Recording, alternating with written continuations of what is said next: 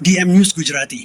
ડીસામાં 5 વીઘા જમીનમાં ₹3.22 કરોડના ખર્ચે બનશે ભારત માતા પાર્ક। ડીસામાં 5 વીઘા જમીનમાં ₹3.22 કરોડના ખર્ચે બનશે ભારત માતા પાર્ક। ભારત માતા પાર્કમાં મલ્ટીપર્પઝ સહિતની સુવિધાઓ કરાશે ઉપલબ્ધ। આજે ભારત માતા પાર્કનું ધારાસભ્ય સહિત અનેક આગેવાનોની ઉપસ્થિતિમાં થશે ખાતમુહૂર્ત। કેન્દ્ર સરકારની અમૃત સિટી યોજના અંતર્ગત બનશે બગીચો અને ભારત માતા પાર્ક। રાધનપુર ખાતે આવેલા સેવા સદન ખાતે શ્રીજી નગરના રહીશોએ આવેદનપત્ર આપી પ્રતિક ધરણા પર બેઠા। 7 વર્ષથી નગરપાલિકા દ્વારા પાણી ન આપવા બાબતે રાધનપુર ખાતે આવેલ સેવા સદન ખાતે શ્રીજી નગરના રહીશો દ્વારા આવેદનપત્ર આપી પ્રતિક ધરણા ઉપર બેઠા। 7 વર્ષથી નગરપાલિકા દ્વારા પીવાનું પાણી ન આપવા બાબતે પાટણ જિલ્લાના રાધનપુર ખાતે આવેલ સેવા સદનની કચેરીએ શ્રીજીનગરના રહીશોને છેલ્લા 7 વર્ષથી નગરપાલિકા દ્વારા પીવાનું પાણી ના આપવાને લઈને રાધનપુર નાયબ કલેક્ટરને આવેદનપત્ર આપી પ્રતિક ધરણા ઉપર બેઠા છે। નગરપાલિકા દ્વારા છેલ્લા 7 વર્ષથી શ્રીજીનગરના રહીશોને પાણી આપવામાં ના આવતું હોય, પીવાના પાણીની અને વાપરવાના પાણીની હાલાકી પડતી હોય, વારંવાર નગરપાલિકા સમક્ષ રજૂઆતો કરવા છતાં કોઈ પણ જાતની લોકોની ચિંતા કર્યા વગર ઘોર નિંદ્રામાં સૂતી નગરપાલિકા પીવાનું પાણી ન આપતી હોય તેને લઈને આજરોજ શ્રીજીનગરના રહીશો રાધનપુર ખાતે આવેલ સેવા સદન કચેરી ખાતે પહોંચ્યા હતા। આવેદનપત્ર આપી પ્રતિક ધરણા ઉપર બેઠા હતા। રાધનપુર ખાતે સરકારના ખોટા દાવા સાબિત થઈ રહ્યા છે। જલ સે નલ યોજનાની વાત કરતી સરકાર આ પુરાવો લોકોને 7 વર્ષથી પીવાનું પાણી ન મળતું હોય, ન છૂટકે ગાંધી ચિંધ્યા માર્ગે લોકોને આંદોલન કરવાની ફરજ પડી હોય, નગરપાલિકાની બેદરકારીના કારણે લોકો પાણી વગર કરી રહ્યા છે। શ્રીજીનગરના રહીશો આંદોલનની અંદર રાધનપુર મહિલા શહેર કોંગ્રેસ પ્રમુખ જ્યોતિબેન જોશીએ પણ સમર્થન આપ્યું હતું અને લોકોને પીવાનું પાણી મળી રહે તેના માટે લોકોની સાથે રહી લડત કરવાની ખાતરી આપી હતી અને નગરપાલિકા પાણી આપે તેવી માંગણી પણ કરી હતી। નામ ભરવાડ વરુણભાઈ। અમે છેલ્લા 10 વર્ષથી શ્રીજીનગર સોસાયટીમાં રહીએ છીએ। અમે છેલ્લા 10 વર્ષથી દરેક મામલતદારશ્રી, ધારાસભ્યશ્રી અને દરેક ઓફિસરોને પાણીની સમસ્યા વિશે નગરપાલિકામાં વારંવાર ધક્કા ખાધા છતાં પણ અમારો કોઈ પ્રશ્ન સાંભળતું નથી અને આજ દિન સુધી અમારે પાણી માટે ખૂબ જ તકલીફ પડે છે। એના માટે અમારે પાણીના ટેન્કર પણ લાવવા પડે છે।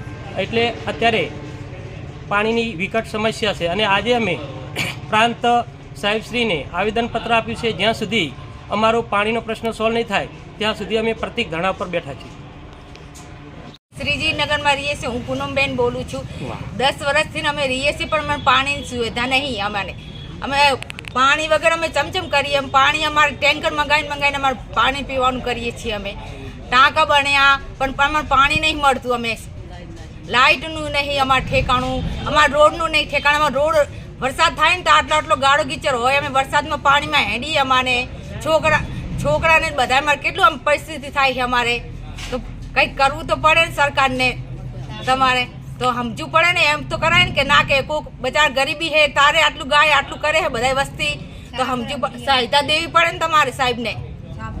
અમે સાપરામાં રહીએ છીએ, અમારે કેટલી પરિસ્થિતિ આવે છે। મારું નામ જ્યોતિબેનજી જોશી, જ્યોતિબેન ગણપતભાઈ જોશી। હું રાધનપુર મહિલા શહેર પ્રમુખ કોંગ્રેસ। આ લોકો આજે પ્રતિક ધરણા ઉપર બેઠા એ શ્રીજીનગર સોસાયટીનો પ્રશ્ન છે।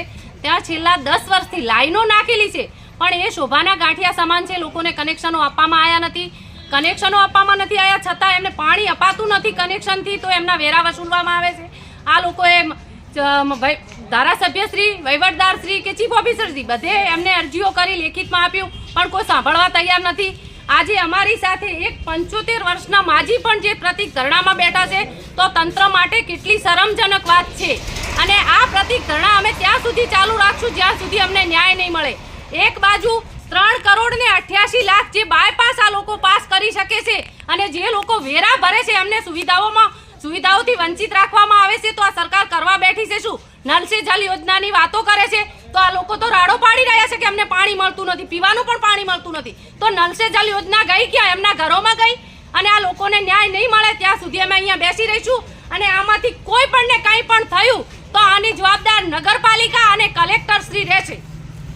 પાવડાસણ ગામના ગુવારિયા પરિવારે સ્વર્ગવાસ દીકરીની આત્માની શાંતિ માટે નિરાધાર રખડતી ગૌમાતાને ઘાસચારો ખવડાવી અને દીકરીની આત્માને શાંતિ માટે પ્રાર્થના કરી। પાવડાસણ ગામના ગોવારિયા પરિવારે સ્વર્ગવાસ દીકરીના આત્માને શાંતિ માટે નિરાધાર ફરતી ગાયોને લીલો ઘાસચારો ખવડાવી દીકરીના આત્માને શાંતિ માટે પ્રાર્થના કરી. થરાદના પાવડાસણ ગામના ગોવારિયા રમેશભાઈ ગુરધનજી, જેઓ રાહ ખાતે કાપડની દુકાન ચલાવી પોતાનું ગુજરાન ચલાવી રહ્યા છે, તેમના પરિવારની દીકરી અચાનક બીમાર પડી હતી, જેને ઘણી બધી હોસ્પિટલોમાં તેમના પરિવાર દવા અને સારવાર કરાવી હતી. તેમ છતાંય દીકરી ના બચી શકી અને અણધારી આ પરિવારમાંથી વિદાય લીધી હતી.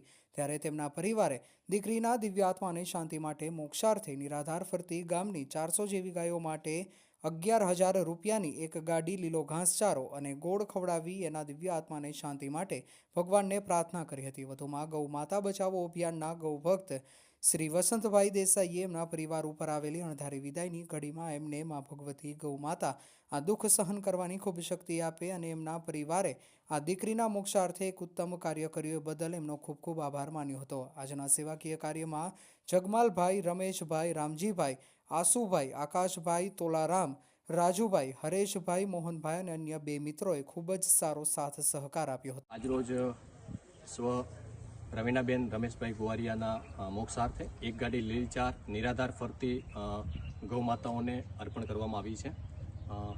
આ પરિવારે એક એવું કાર્ય કર્યું છે કે જે અત્યારના સમયમાં કોઈ વ્યક્તિ નથી કરતા. નિરાધાર અને અબોલ જીવો માટે અમને જે કાર્ય કર્યું છે એમના કાર્યને હું બિરદાવું છું. સાથે આવા કોઈ પણ આપણા પરિવારમાંથી કોઈ પણ વ્યક્તિનું અણધારી વિદાય થાય તો એના મોક્ષાર્થે આપણે નિરાધાર અબોલ જીવોને કંઈક એવું ખવડાવીએ જેથી એના દિવ્ય આત્માને શાંતિ મળે અને એના પરિવારને આ દુઃખની ઘડીમાં ક્યાંક સહન કરવા માટેની સહનશક્તિ મળે. માટે આપ સૌને વિનંતી છે કે જ્યાં જ્યાં આવા ભગવાન ના કરે કોઈ પણ આવા કિસ્સા બને તો આપણે આપણાથી બને યોગ્ય ઈચ્છા પ્રમાણે આવા અબોલ જીવોને આપણે ક્યાંક ને ક્યાંક પુણ્યના ભાગરૂપે એમને આપીએ અને ખવડાવીએ જેથી એમના આત્માને દિવ્ય શાંતિ મળે અને એમના આત્માને વૈકુંઠમાં વાસ મળે. જય ગૌ માતા, જય ગોપાલ. જય શ્રી કૃષ્ણ. જય ગૌ માતા. મિત્રો, આજ રોજ પાવડાસણ ગોવારિયા પરિવારની અંદર એક અણધારી એક નાનકડી દીકરીએ વિદાય લીધી હતી. સ્વ રવીનાબેન રમેશભાઈ ગોવારિયા, જેમના મોક્ષાર્થે આજે નિરાધાર ફરતી ગૌ માતાઓને એક ગાડી લીલીચાર 11,000 રૂપિયાની ગૌ માતાના ભોજન નિમિત્તે અર્પણ કરી છે. પહેલાં તો બેનના આત્માને ભગવાન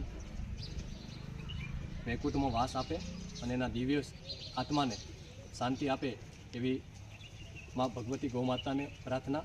સાથે આ અણધારી વિદાયમાં આ પરિવારને મા ગૌ માતા અને ભગવાન દ્વારિકાવાળો એમના પરિવારમાં આ દુઃખ સહન કરવાની ખૂબ શક્તિ આપે. સાથે આજે એક એવું બાળક આપણા વચ્ચેથી અણધારી વિદાય લે છે ત્યારે આપણે એ બાળકના મોક્ષાર્થે નિરાધાર ગૌમાતા અબોલ જીવોની માટે આ પરિવારે એક ઉમદા કાર્ય કર્યું છે. એ માટે પહેલાં તો હું ખૂબ ખૂબ એમને અભિનંદન અને શુભકામનાઓ પાઠવું છું. સાથે એમને આ પરિવારને સાંત્વના આપું છું કે આ પરિવાર ક્યારે પણ કોઈ પણ તકલીફમાં અમારા ગૌ માતા હોય કે કોઈ પણ પશુ પક્ષી હોય તો અમને ઘણો બધો સાથ સહકાર આપે છે. અને અત્યારે પણ આ નિરાધાર ગૌ માતાની સેવામાં 11,000 રૂપિયાની એક ગાડી લીલીચાર મકાઈની આપી છે. એ બદલ એમને ખૂબ ખૂબ શુભકામના અને એમના પરિવારને આ દુઃખની ઘડીમાં સહન શક્તિ આપે એવી મા ભગવતી ગૌ માતાને પ્રાર્થના. જિલ્લા કક્ષાના બાળ વૈજ્ઞાનિક પ્રદર્શનનો શુભારંભ કરતા વિધાનસભા અધ્યક્ષ શ્રી શંકરભાઈ ચૌધરી. રાજ્ય સરકાર દ્વારા અધિકારીઓ અને કર્મચારીઓને નિયમિતપણે તાલીમ મળી રહે તે માટે વિશેષ આયોજન કરવામાં આવે છે. મહેસૂલ વિભાગ ગુજરાત સરકારની સૂચના મુજબ આજરોજ બનાસકાંઠા જિલ્લાના 500થી વધુ મહેસૂલી અધિકારી કર્મચારીઓ માટે વિશેષ તાલીમનું આયોજન પાલનપુર સ્થિત પાટીદાર ભવન ખાતે કરાયું હતું. જિલ્લા કલેક્ટર મિહિર પટેલ અને નિવાસી અધિક કલેક્ટર સીપી પટેલના માર્ગદર્શન અને ઉપસ્થિતિ હેઠળ યોજાયેલા તાલીમમાં જિલ્લાના તમામ અધિકારીઓ અને કર્મચારીઓ ઉપસ્થિત રહ્યા હતા. તાલીમમાં મહેસૂલી કામગીરીથી સંકળાયેલ વિવિધ 12 જેટલા વિષયોને આવરી લઈ જિલ્લામાં ફરજ બજાવતા નાયબ કલેક્ટર તેમજ મામલતદાર દ્વારા પ્રેઝન્ટેશન રજૂ કરવામાં આવ્યું હતું તથા વિષયવાર વિસ્તૃત માર્ગદર્શન આપવામાં આવ્યું હતું. આ તાલીમમાં જમીન અને મહેસૂલના વહીવટનો ઇતિહાસ, જમીનના વહીવટ અંગેના કાયદાઓ અને મહેસૂલી અધિકારીઓની સત્તાઓ તથા જવાબદારીઓ, હકપત્ર અદ્યતન રાખવાની કામગીરી અને જવાબદારીઓ, લેન્ડ રેકર્ડ્સ કમ્પ્યુટરાઇઝેશન, મહેસૂલે કેસો, તકરાર, અપીલ, રિવિઝન અંગેની કાર્યપદ્ધતિ, કોર્ટ મેટરને લગતી કામગીરી, સરકારી, ગૌચર, સાર્વજનિક જાહેર જમીનોની જાળવણી, ખાતેદારો કે નાગરિકો દ્વારા જમીન મહેસૂલના વિવિધ કાયદાઓના ભંગના, શરત ભંગના કેસોની કાર્યવાહી, સિટી સર્વે કચેરીની કામગીરી, સર્વે અને માપણી વિભાગની કામગીરી, નોંધણી અને સ્ટેમ્પ વિભાગની કામગીરી તથા એથિક જેવા વિવિધ વિષયો પર અધિકારીઓ દ્વારા તાલીમ અપાઈ. ધાનેરામાં આવેલ આસ્થા એનોરેક્ટલ હોસ્પિટલમાં છેલ્લા 8 વર્ષમાં હરસ ભગંદરના 2200 સફળ ઓપરેશન કરતા ડોક્ટર મહેન્દ્રભાઈ રાજપૂત. ધાનેરામાં આવેલ આસ્થા એનોરેક્ટલ હોસ્પિટલમાં છેલ્લા 8 વર્ષમાં હરસ ભગંદર 2200 સફળ ઓપરેશન કરતા ડોક્ટર મહેન્દ્રભાઈ રાજપૂત. ધાનેરામાં ડીસા રોડ પર આવેલ આસ્થા એનોરેક્ટલ હરસ મસાની હોસ્પિટલમાં આધુનિક ટેકનોલોજીથી હરસ ભગંદરના ઓપરેશન કરવામાં આવે છે.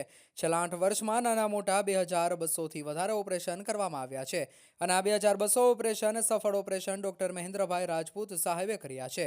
આજે પણ દૂર દૂરના ગામડાઓમાંથી તેમજ રાજસ્થાનમાંથી પણ દર્દીઓ આવે છે અને હરસ મસા અને ભગંદરની તકલીફ હોય તેઓ આજે પણ ધાનેરામાં આવેલ આસ્થા હરસ મસાની હોસ્પિટલમાં જઈ ડોક્ટર મહેન્દ્ર રાજપૂતને બતાવજો.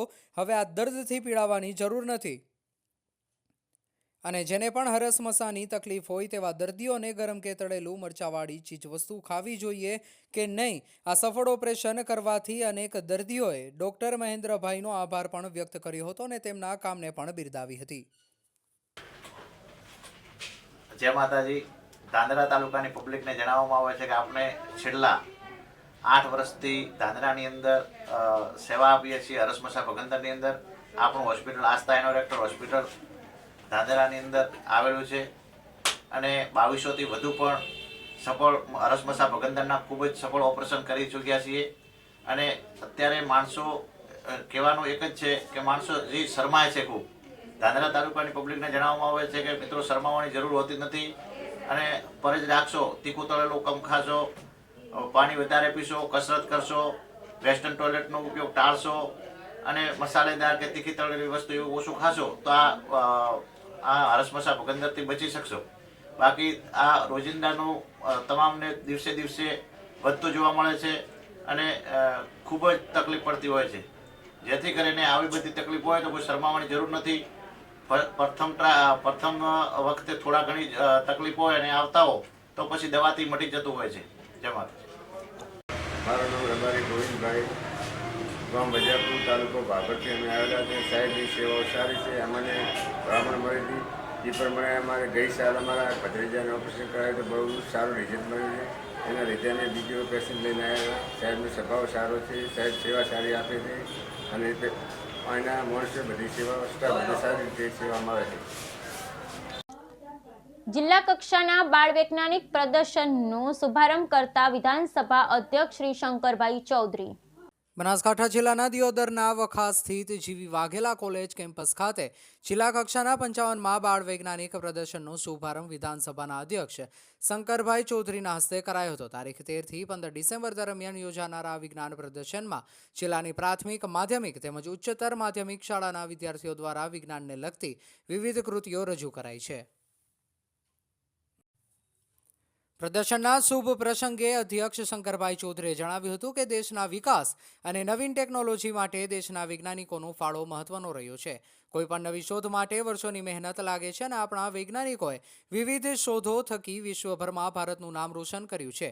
તેમણે કહ્યું કે વિદ્યાર્થીઓ અવલોકન, પ્રવૃત્તિ, જિજ્ઞાસા, પ્રયોગો અને સિદ્ધાંતો થકી વિજ્ઞાન જગતમાં આગળ વધી શકે છે. જેમ કે હવામાંથી પાણી કેવી રીતે બનાવવું, વીજળીનો સંગ્રહ કેવી રીતે કરી શકાય, વિવિધ પાકો અને શાકભાજી તેની ઋતુ સિવાય પણ કેવી રીતે યોગ્ય તાપમાને મેળવી શકાય, દૂધમાંથી વિવિધ પ્રોડક્ટ કેવી રીતે બનાવી શકાય. આ બધું જ વિજ્ઞાનના કારણે આજે શક્ય બન્યું છે.